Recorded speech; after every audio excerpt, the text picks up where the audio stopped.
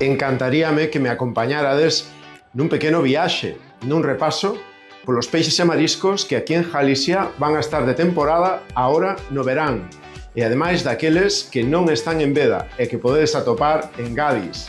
Eso sí, antes quero contarvos unha anécdota e que a vexades vos mesmos. Fai uns días fomos a largar o noso aparello á tardiña.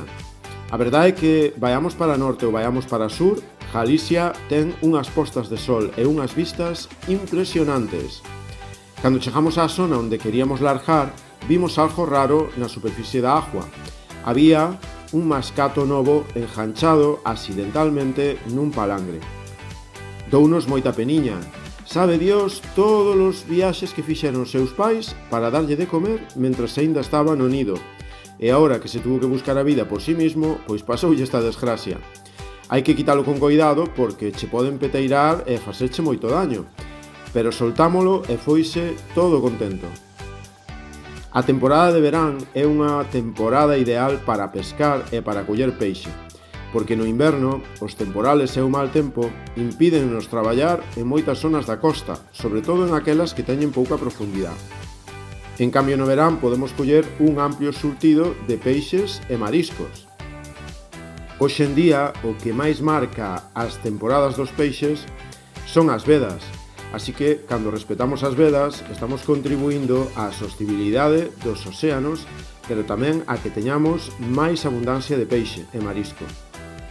No verán é o tempo ideal da sardiña, que ademais estes anos está habendo moita, xustamente porque no pasado procuramos respetar as vedas que se impuxeron para que se recuperara a especie. E non solamente son boas para consumir en San Xoán, sino durante todo o verán, porque outra cousa que está pasando últimamente é que esta temporada da sardiña se estende por máis tempo e chega hasta o outoño. En función da grasa que teñan, podemos asalas, facelas fritas, en empanada ou incluso salalas para facelas en caldeirada a principios de outoño. No verán abre a veda do pulpo tan esperada, pero tamén a do lombrijante e a da nécora. Así que os esforzos que fixemos por devolver ao mar durante a época de veda estas especies agora darán os seus frutos, tanto para os mariñeiros como para os consumidores.